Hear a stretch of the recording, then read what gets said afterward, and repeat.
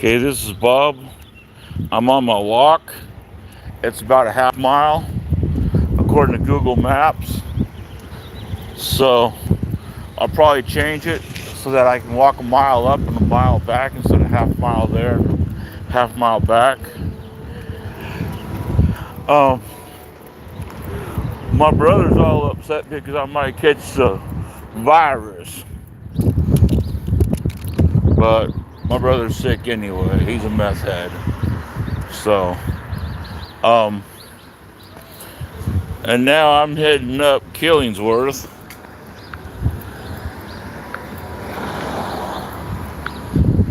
And I don't want to mute the mic.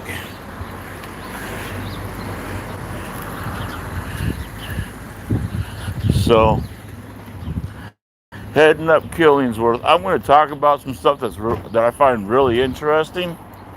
Okay, one, the Portland Police keep saying how little amount of officers they got, and they don't have enough officers to do it, and they need more and more officers. But I find more and more officers are just sitting around doing absolutely nothing. And now the Sunshine Division is having police officers deliver to houses food boxes. That's interesting. A food box to low-income people delivered by a police officer. Actually, there's two of them. And no, they're not wearing face masks. And I find that really interesting. They're saying there'll be at least 1,000 delivered a week. Just think of that. 1,000 food boxes a week will be delivered to Portland residents by two Portland police officers. Now that is a crying shame, because we don't need police officers to handle food boxes. We need police officers to do their jobs, go out and fight crime. But why do that when you can sit there and tell the community we need 1,000 more police officers? We don't have enough police. Yeah, they don't have enough police to sit around and do nothing and deliver food boxes. That's a crying shame right there. So sitting at church is a proper thing of police work? If so, I'd like to hear about that. Do you think it's proper for them to go out and take food boxes to the poor? Do you think that's appropriate? I'd like to get your guys' opinion on that. Because to me, that's not appropriate. Now that I got three people, I'm explaining what's happening. I'm doing my walk, and I'm talking about the Portland Police saying we don't have enough officers to do our jobs. Okay, what's happening is the Sunshine Division said they're delivering 1,000 food boxes a day, and they're having officers, 2 officers in each vehicle, go and deliver these food boxes. So you have to figure if it takes an average of an hour to deliver a food, to go down, load up the food box, take it to some place and drop it off. That's 1,000 hours of an officer's time, doing food boxes. I think that's inappropriate. But they also have a bunch of officers that like to go to different churches and sit around and not do their work, but just sit in the church and talk and have a great old time.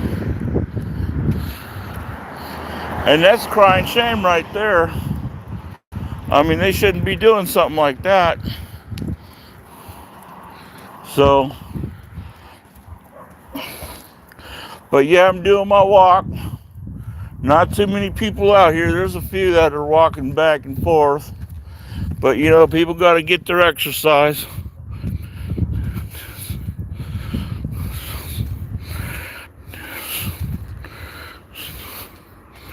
I like that. I passed out 10 sack lunches every Saturday. I dare someone to stop me. But no, that's a waste of our service. There's so many people trying to volunteer in PDX. You're right, there's a lot of people that want to volunteer. The problem is the state terrorizes these people, saying, hey, if you don't recognize our rules on 6 feet and go out with a mask and this and that, then you're going to catch the virus. And I think it's absolutely ridiculous what the government's doing. The government is basically telling people, now I haven't heard of any enforcement actions yet, but I'm sure it's coming, that the police are going to enforce these people that are going out doing what they need to do to survive, to be healthy, and cite them and take them to court because they want to violate some idiot's rules in Sacramento. Or I mean, not Sacramento, Salem, Oregon, or Sacramento, or any other state for all that matters. I think it's a total waste of resources to enforce that kind of stuff. It's like there's no rapes, no murders, no robberies, no burglaries, nothing like that in the city of Portland anymore. I think that the people need to stand up, go out, enjoy themselves, do what they need to do. Hey, all right, hello from California. Hello from California. Hey, and I want to say hello to California. And I want to thank all those people that decide they don't want to follow the governor's instructions. Now, I wasn't doing it until my brother went and snuggled to my dad and said, oh, Bob's going to get the virus. He's going to be in trouble. It's a disaster. We need to keep him in so he doesn't cop watch, Dad. Because if you cop watch, and so then my dad came to me and told me flat out, if you want to cop watch, don't stay here. Because I can't afford the virus. The virus will kill me. So, of course, my brother's terrorism worked. Then he had Candy on the other side, and Candy's daughter on the other side, which is germaphobe anyway. And they're talking about, it's such a disaster out there. Millions of people are dying from the disease. It's not a disease, it's a virus. And if you really think that they're going to get some vaccine within a couple of months, you bumped your head.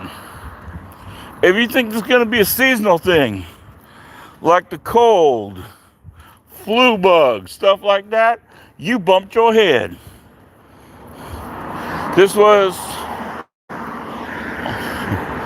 done, this was made in a lab by a company that in China that was designed to kill people. It's a biological weapon that was released, either accidentally or intentionally. And this biological weapon is a virus. And there is no We do not have anything to be able to wipe out viruses right now. I keep hearing, oh yeah, you know, AIDS went down, all this other stuff went down. Well, they're not mentioning all the people that are getting it.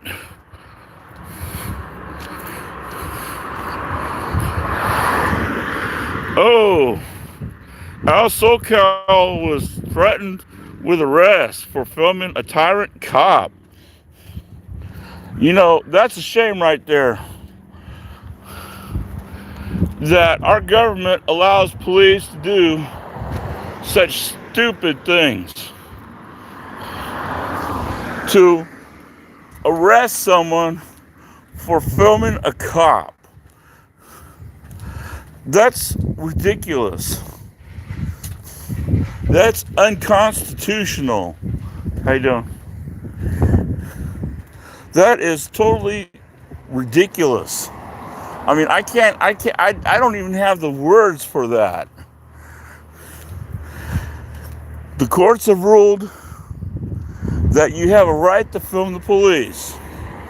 Now, do they have a right to step on your constitutional rights in something like that? I would say no. Well, they say, well, we're doing it for public health.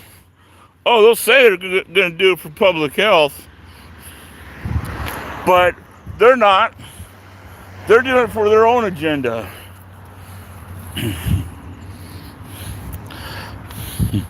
I mean, we're getting some of the stuff, but it looks like it's creeping across the country a little bit at a time. This is like totally ridiculous.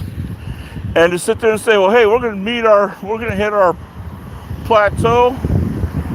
What is the plateau? This is going to be around with us until we get a vaccine for it. And the vaccine's not going to be out for quite a while. They haven't even, all they did was come up with a way to determine if someone has it. It's like AIDS. AIDS is a virus, a lot less contagious than this, and they still don't have a cure for it. The cold, they don't got a cure for the cold. That's a virus.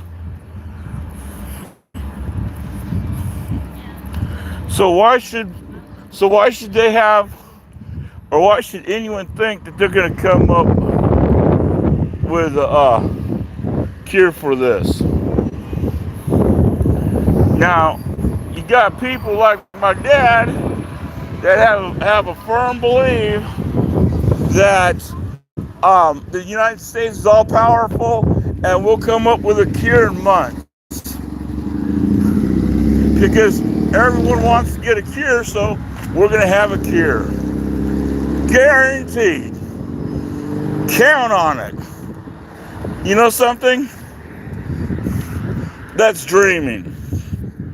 They're not going to have a cure for this. It's going to be going on for quite a while. The kids in a number of states won't be going back to school till at least next year. And I got, looks like RG shows that says Blue Lives Matter. I say Blue Lives Splatter myself.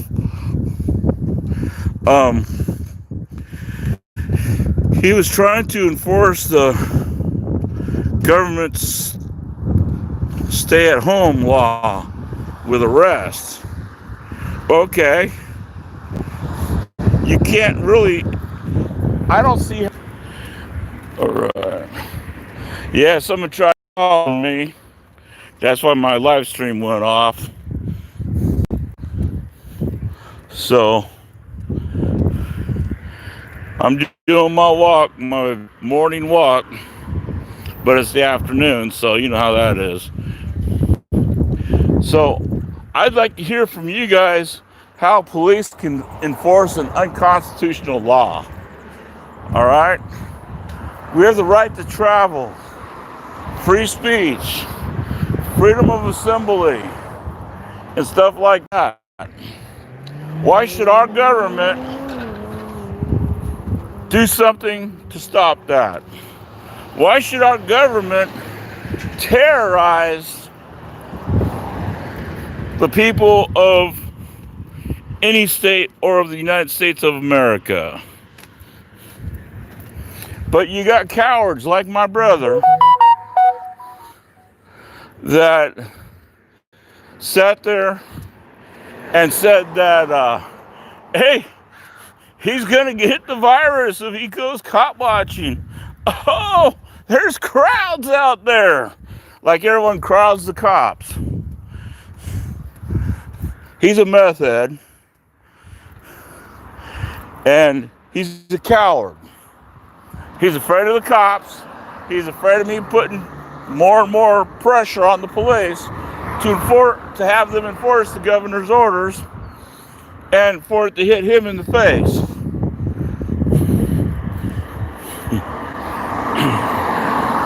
He doesn't know what he's talking about. We have a friend of ours that had a stroke in February, and he said that the virus was behind that. That's interesting. We didn't have the virus in February, at least not that I remember. Maybe my people watching can correct me if I'm wrong. But yeah, he's still sick. He's still going through the rehabilitation process. He's staying at home. So that's pretty sad right there, saying some shit like that.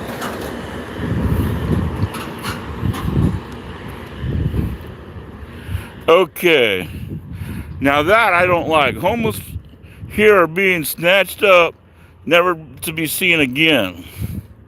That is the way the cops operate in a number of places. You know? But yeah, I'm hearing everything. It's a government thing to shut down the government so that they can go and arrest a bunch of people. But you're playing a retard game, and it's going to come and backfire. It won't backfire on Trump, because most Trump supporters are, hey, we're Trump supporters.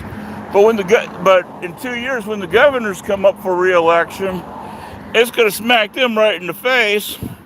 Because how are you going to tell your voters that lost their jobs, their unemployment runs out real quick, and all this other money,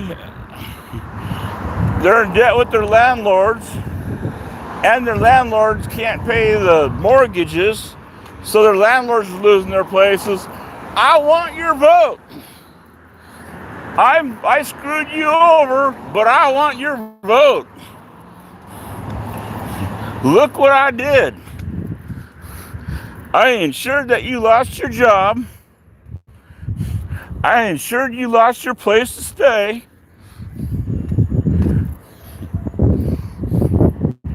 I ensured the money for the cities and counties and states went down, and I want your vote. Your vote is very important to me. As you're telling these people on the food line, if there is a food line, I want your vote. Well, what did you do? Well, I put people out of work. Okay, that sounds great and interesting. They shut down the restaurants, but they kept the fast food places open. The fast food places, you're more likely to catch it than the restaurants. Even that drive-through, because they got to stick their face out where your face is at to hand you your food. No one has a 6-foot arm.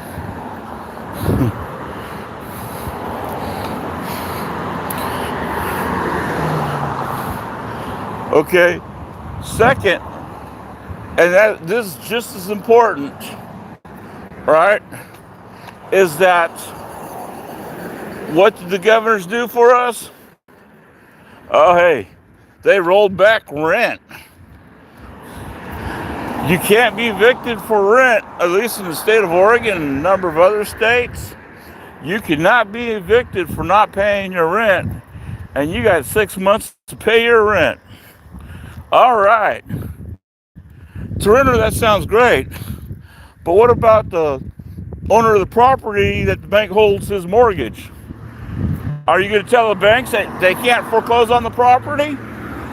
Hell no. They're going to foreclose on that property anyway. So you can still wind up losing your place. Okay? And they're saying 6 months after this is done. Okay, what happens if the stay inside is a year? Right? Then you got to pay 3 months of rent in a 6 month period. Who can afford something like that? That's like totally ridiculous to even think that you could do something like that. So what they're basically doing is getting ready to fuck the landlords and the renters.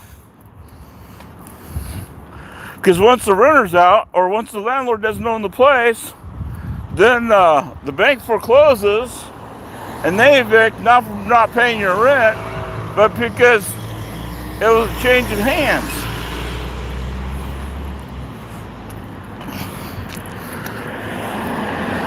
And so then the banks get you out and you're sitting on the street. Hey, that sounds great to me, huh? So the governors will be able to sit there and say, hey, I did you a favor. I made you homeless. I made the police come fuck with you because you are homeless.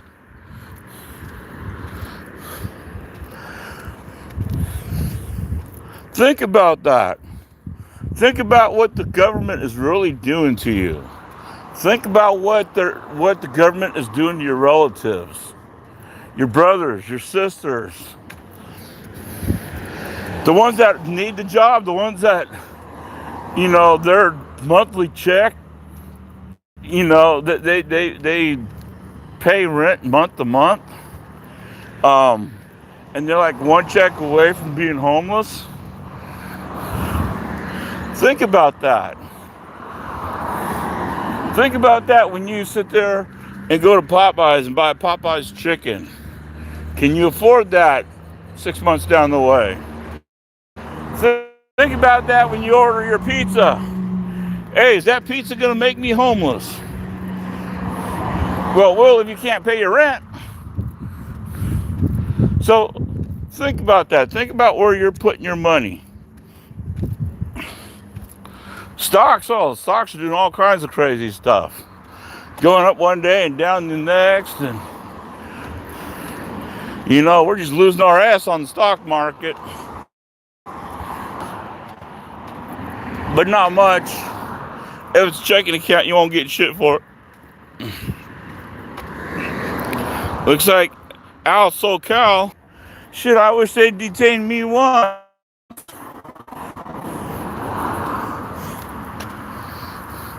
They won't even detain me. The only reason I'm not out there every day is because I'm being told that if I do, I'll lose my place. Only because my brother, and my dad's girlfriend Candy and Candy's daughter terrorized and bugged my dad so much. Oh, you're gonna get the virus. Oh, gotta stop that. The only way to stop it is stop Bob from cop watching. Okay. Well, Candy and her daughter are straight bootlickers. So you can't comprehend their thing of belief. Their thing of belief is, hey, if the police go up, pull out their nightsticks and beat someone half to death, that person shouldn't have did what they did. If the police violate someone's constitutional rights Hey, they did it for a reason. No reason to enforce the Constitution in this country. Hell no. Well, what did our soldiers die for? They died for this country and they died for the Constitution. So what are you actually doing? You're spitting on their fucking graves. Now that's a crying shame. You're spitting on their graves. So every time you say that it's all right, every time one of you bootlickers say it's all right for the cops to violate the constitutional rights of the people, you're telling the people that, you may as well spit on our soldiers' graves. And that's a shame right there. When people have an attitude like that, that makes me really mad. Because our soldiers deserve a lot more respect than that.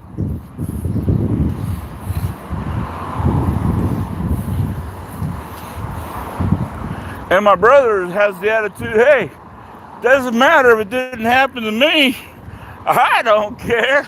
Shit, that idiot down the way, he got beat up. Probably deserved it.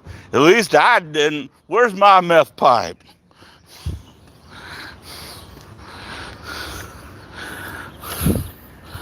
And something, that's a sad way to be. That's a sad life.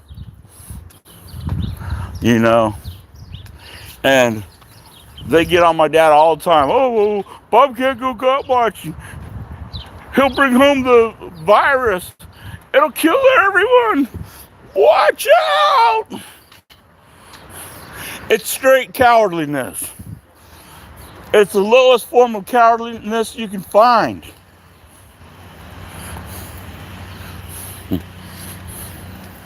Okay?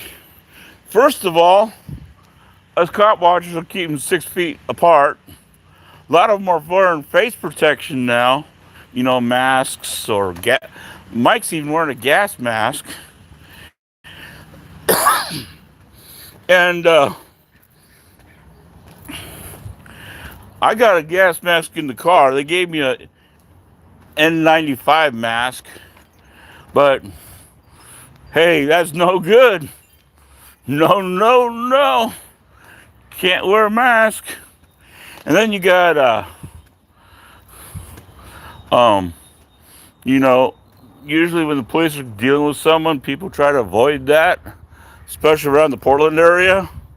You might get 1 or 2 people that walk up, but most people cross the street or whatever, right? Okay. So I have less of a chance of catching the virus there than I do in my house. Because we still have people coming in and stuff like that. People visit my dad, and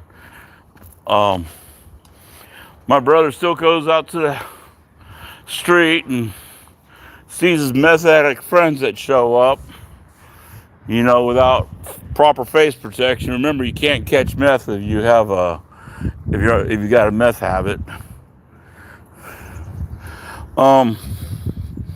So it's really sad when you look at people like that. There's the police station right over there. Yeah, right over there is the police station. So you can see it. See? There's the police cars. So they're doing their duty. Cop watchers are doing their duty. And I got a couple cowards in the house doing their duty. This is Bob with Film the Police signing off.